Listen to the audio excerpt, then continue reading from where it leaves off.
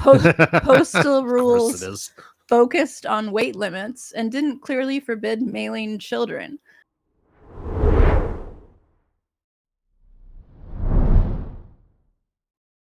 All right. So true false round. Yes. So how this works, dear audience, if you've not seen us do this before, it's 5 true false questions. They're ridiculous, they're nuts, and Beth usually tries to trick us up. But yeah, we've got 3 minutes for her to give us the question and for us to debate it and try to figure out if it's true or if she's lying. So because the cold topic questions were nice and civil, that probably means we broke a couple of internet rules and YouTube's probably mad at us. So before somebody accuses us of being too reasonable, I think the transition makes sense. Oh no.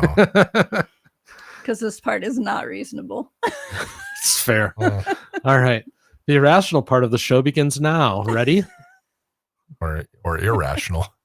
Yeah. Ready? Mm-hmm. All right, go. The word muscle comes from the Latin word for little mouse. What the hell?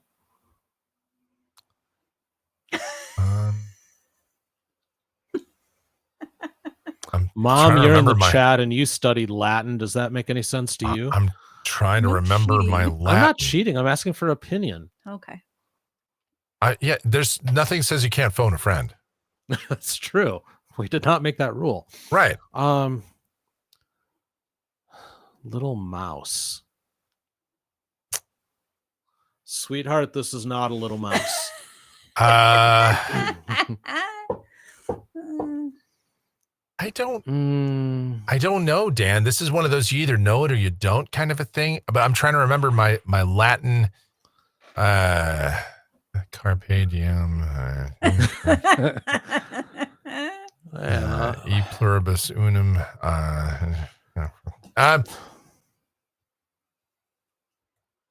It sounds kind of ridiculous. I don't have a rule for this, so I was trying to consult with my rule book over here. I've got a rule book that I've been writing for this. And I think we should make a short about the rule book. Actually, we should publish the rule book. I know. That should go in the store. Patch notes for the rule book and all of this. Oh, Grandma TCF says she knows the answer. Actually, she'd be Grandma ITB here. Yeah. Yes. She knows the answer. Or as I just call her, Mama Joan. Yeah. I'm going to say, I will say that it's true. I'm going to go with true as well because Beth leads off with a true more often than she leads off with a false. I also know that she was rushing I also know that she was rushing to put together her true false round for today, which means she didn't have as much time to flip things into false mode. Insider information. I get it. So I'm going to say true. Are we locked in? Yes. All right. It is true. Stupid. Okay. The English word muscle comes from the Latin word musculus, which literally means little mouse. Ancient Romans thought that flexing muscles under the skin looked like a little small mouse moving beneath a cloth. As Freya, the cat here, is rubbing up against my legs right now, I guess she heard the word mouse and is now in here saying, "Hey, what's going on, everybody?" Yeah. If she starts chewing on your calf muscle, yeah, then we know she speaks Latin. She she just came in. She's just like right over here. There she is. She's oh yeah. Our cat's sleeping right now at my feet, but I can't move my camera. Still got to install that Ellie cam. We'll get there. Yeah, we definitely need the Ellie cam. We'll work on that. Io would go and chew on muscles though. Oh, not yeah. Ellie. Well, Io killed a man. Yeah, well. She did.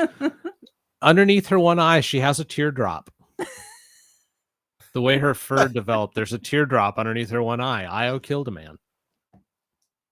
Interesting for her, I guess. But yeah, no, we've got all cats are murderous. We know but that's true. I mean, it's part of what they do. Our cat eats Michelle's hair while she sleeps. Well, there you go. All right, number 2. Yes. All right, go. Astronomers have discovered black holes spinning faster than the theoretical maximum allowed by physics, known as the Kerr bound. Yeah, I believe that. Have scientists officially discovered a black hole, or are they still theoretical? Have they actually found one? I don't know that one's actually been found.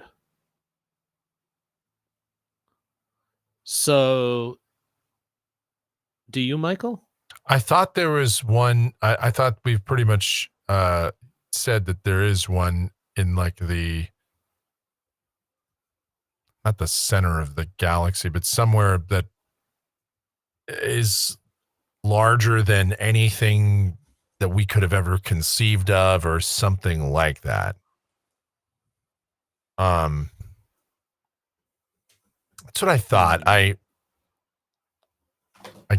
should really know this, because I mean, I'm going to say it's true because I'm sure I've read that, but I'm a little disappointed in my my sciencing right now. I mean, I have I'm friggin' science disappointed in degree. mine because the space kind of stuff is generally something that I'm up on, but I seem to recall that an official quote unquote black hole has not actually been discovered. It's theoretical.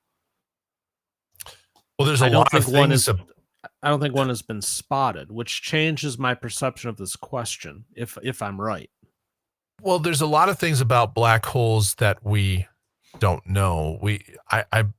That almost everything about them is theoretical, because there's no way we could ever truly know. Can you read the question again? Yes.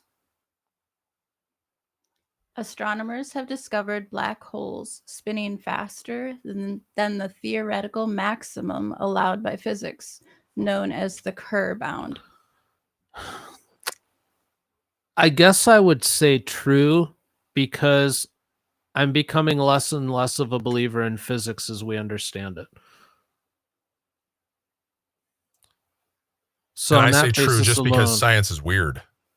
Yeah, I think on that basis alone, I'd go there, because this is why I hate the term settled science. I despise it, because I don't think science should ever be settled, as we keep learning and learning and learning. But there's a lot of things about physics that we're breaking. So I guess I would go true there. You locked in, Michael? Yes. All right. Tell us we're right. False. Oh, you. Physics predicts a maximum spin rate for black holes called the Kerr bound.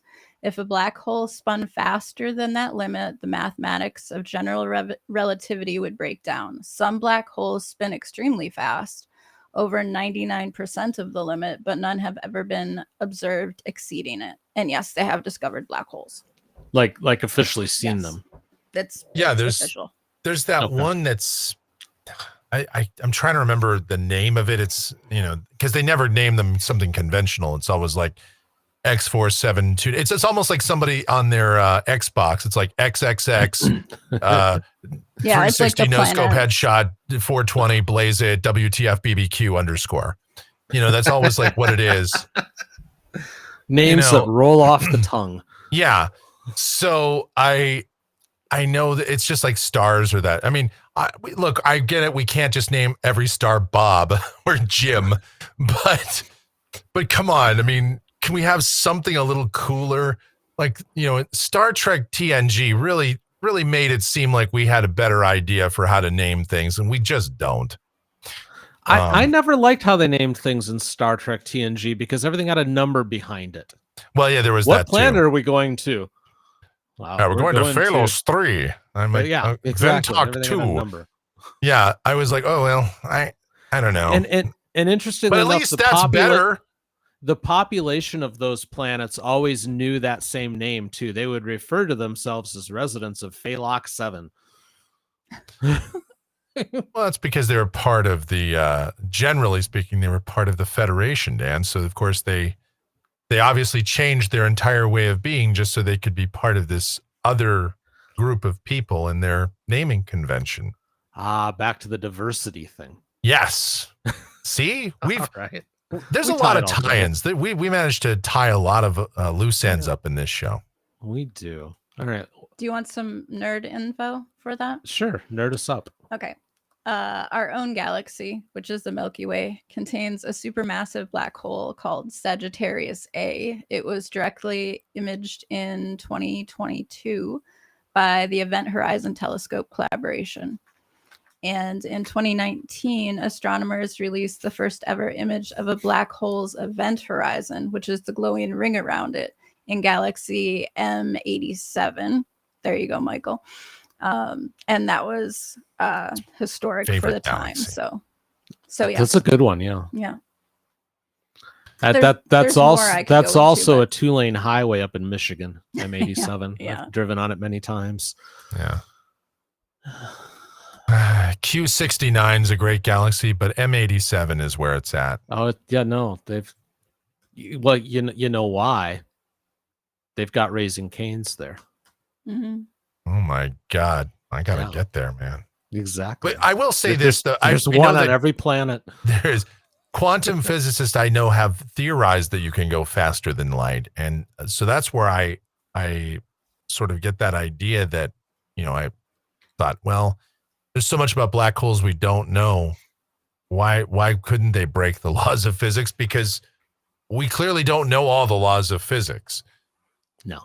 Yeah, No, that's a we good don't. point. So yeah, I mean, it might be false for now, So but it's technically, probably Dan, not false. we're right. I mean, we're just not right as far as we Not know right right yet. now, but Yeah. we're going to be right. And when that happens, we'll just celebrate We'll that. circle and, back. Yeah. We'll have a corrections episode of In the Blind. Real quick, Barbara, you're asking, did that go through? I need to know, did what go through? And just an FYI, this is a harder chat to keep up with than we do on TCF. So I'm not fully reading the chat. I have All right, to, number I'd number have to 3. scroll over. Is that where we're at now? Yeah, hang on. I was just going back to see if I could see anything from the actual YouTube page. Okay, All right. Ready? I'm ready. Go. In ancient Rome, priests predicted the future by watching how sacred chickens flew during rituals. In ancient Rome? In ancient Rome, priests predicted the future by watching how sacred chickens flew during rituals. Oh. These are the questions. Michael is very quiet over there. And yes, Barbara, I did just see that. Thank you. I don't get alerts right away, but I Go to looked my up. Thank rule you. book here. It's page 30. Yeah, isn't it supposed to be true because it's ancient and ridiculous? Yeah, it does sound ancient and ridiculous. It's before the 16th century, but I might have a special rule about Special it. Roman addendum. Yeah, I might have to write one, but I'm gonna go with true. But I obviously I don't know this, but just based on the rule set, I'll have to go with true. Can I get the question one more time in the Sure. form of a question? In the form of a question. No, this is not Jeopardy. In ancient Rome, priests predicted the future by watching how sacred chickens flew during rituals. I don't think it would be chickens that predicted the future. I think it'd be like ravens or doves. I'm going to go false because I think the bird's different. Yeah, I don't think chickens are a good predictor of the future. That's good logic, Dan. Owls, maybe. But it's 'Cause they're ridiculous. So we have to remember how dumb people are, especially in those times. Sorry, ancient Romans, but you just weren't very bright. Yeah, but they had all the aqueducts and all of that. Although Yeah, the but theory is they actually inherited that stuff. But Yeah, who knows? that's what I was gonna say. So, yeah, I'm still gonna go with true. I'm gonna go false just to be contrarian. Awesome. All right. It is false. Yay! Oh, But see, the reason for your false was actually wrong. Romans did use sacred chickens for divination, but priests didn't watch them fly. Instead, they Where's my observed pen? how eagerly the chickens ate grain. If the chickens refused to eat it, it was considered a bad omen before battles or important decisions.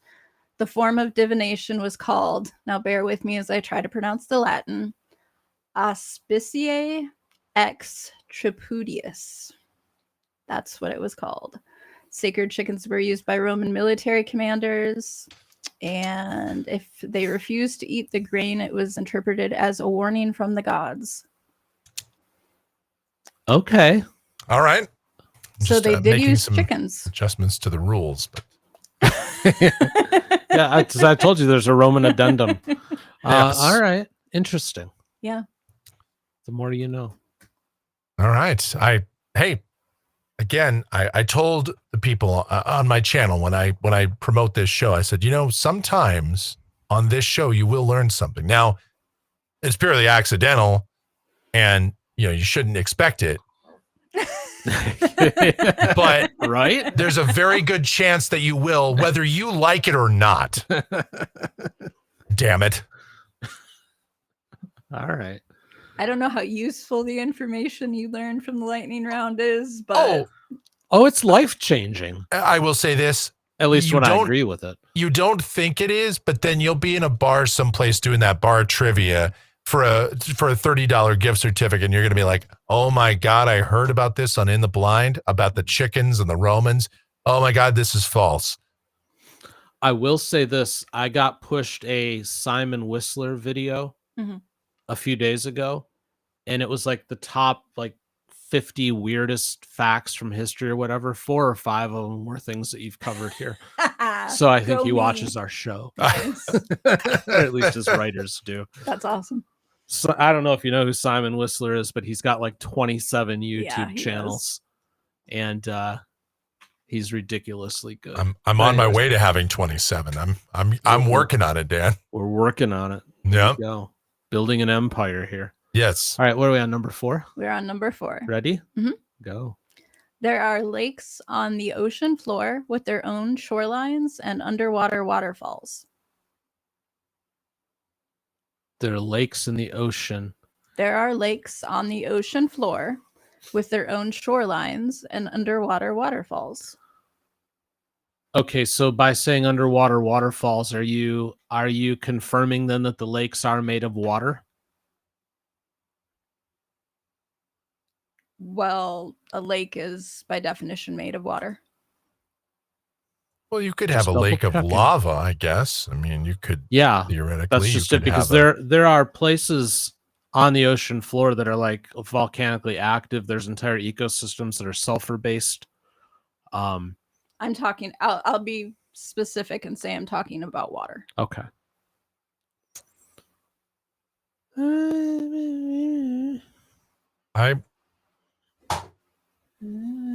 Michael is quiet again. I don't know what Freya just knocked over. It sounded large. Maybe that's a sign. A divination. Yes.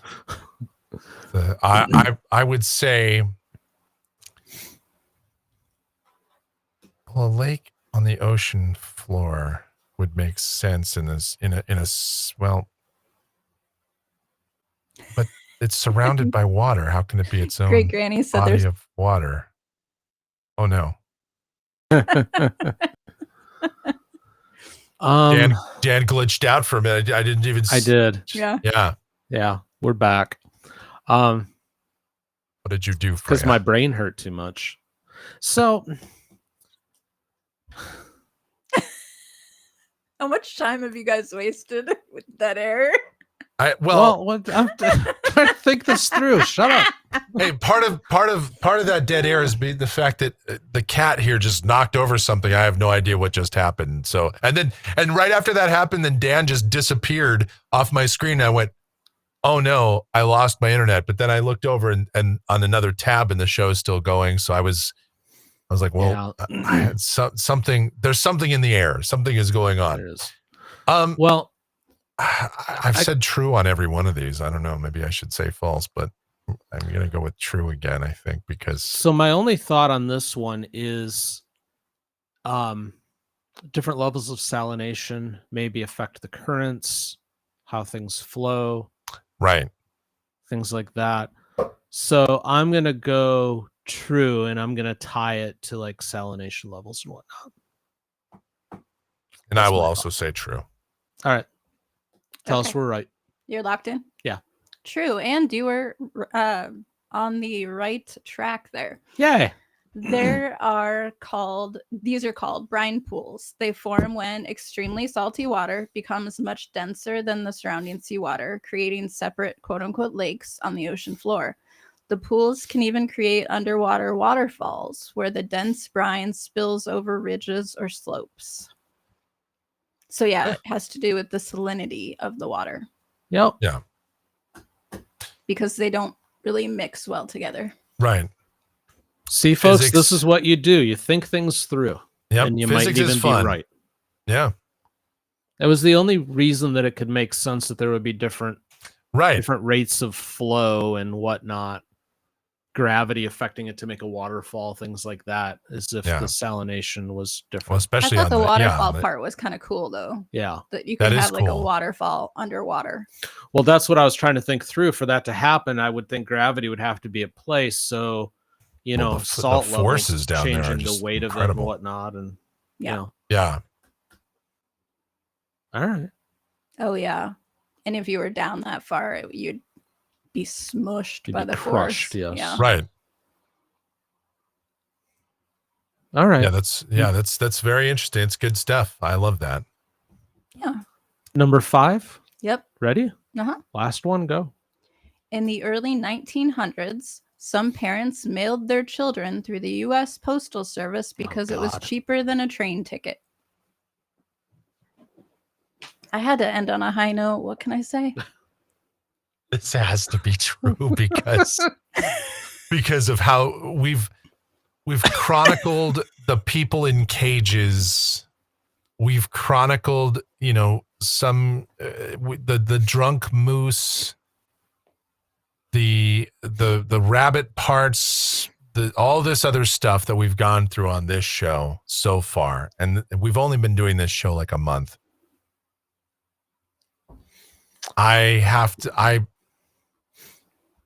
I would just have to say that's probably true because people are, and there was certainly probably, look, if we had cocaine in drinks back at the turn of the 20th century, I'm certain we could have mailed somebody through the Postal Service.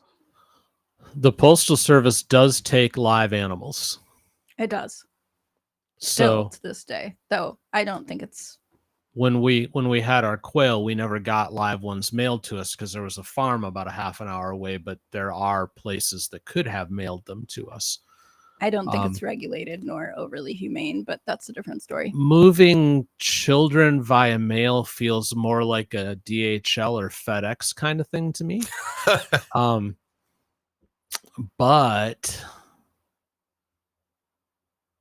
do they have to be caged in those window cages? I mean, Michael brought up the window cages. Yeah. It's, we don't know. Yeah, it's not specifically. Did you have to provide food for the trip?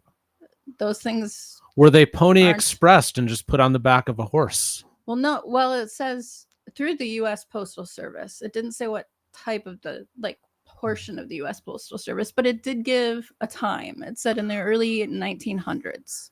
See, that's got to be true. We spend a minimum of about $7,000 every year with the Postal Service here at the bunker for the various businesses we run. Yeah, which is just insane. But I've never looked up the rules for shipping a human because I haven't had the need to. Although I've thought about getting rid of you a couple of times, but thanks. But I've kept you because I love you. And I wouldn't know where to send you. Love you. Toledo, probably. No, God. So worse than death. Yeah, maybe. If you send me to one of my aunts, though, we're gonna have words. I love you more than that. Send you to Gary, Indiana. Oh God. I'm gonna go true. You? Yes, true. All right. It's probably FedEx or DHL, but true. I don't think FedEx and DHL were around back then. Okay. The Postal Service began in 1913. It's true, by the way. Postal rules focused on weight limits and didn't clearly forbid mailing children. A few parents took advantage of the loophole and sent small children to relatives along rural postal routes. Once post office officials realized this was happening, the practice was quickly banned. So it was a loophole that people took advantage of, and then they went, "Oh, but it was crap. around We long need to enough make- for people to go, train ticket? Like, they're weighing it out. Train ticket? Send a kid through the postal service. Like, it's weird that the nexus of thought where you'd have to get to that point where you go, if I just mailed my kid to Aunt Betty's house, or Gertrude, because it's the early 19th century, we have to go with like Betsy and Gertrude and, Agnes and the older names. I could just mail them to Gertrude's house, Gertie, instead of a stupid train. And they're kids, so they don't really know any better. It's, they'll probably cry a bit, but it's whatever. When they get to Gertie's house, they can have their terrible meals that Dan reads out of those cookbooks from, They can have their tomato tuna pasta salad on week-old bread with a glass of sherry. and a I don't cast know. of lime jello. Yeah. Austin Jello. Oh. And then we put nuts and bits of just other food, steak and crab and stuff inside the jello. There might be a pencil in there. You never know. It's Jello surprise. Surprise, you lived. Oh. Did you tell them about the brown flavored sauce? Oh no. Yes, you did. I thought You did. I told Michael. Backstage, that's right. Okay, I forget. Sometimes I forget what's on air versus not. Brown flavored sauce. A Chinese restaurant that Dan and I liked, and on their menu the beef and broccoli, it literally just said brown flavored sauce. Brown what flavor can brown is flavor not for you? two words that should never go together. Brown flavor. I mean, we all know what we're thinking of then. Oh, yum. Nothing like the sweet flavor of the color brown. Mm-hmm. Delectable. And he's so like, what other things are brown that make you think, delicious? Well, okay. Maybe chocolate, I guess. But also feces. Mm-hmm. So, yeah. How about no? How about no, Scott? So real quick to reel it back to the final lightning question, just because I thought this was hysterical. Some of the parents actually would affix the postage stamps onto the children's clothes. Of course they would. That or on their foreheads. No, it was to their clothing. So the big question now is, what if at the destination the package was refused? Oh yeah, like a return to sender.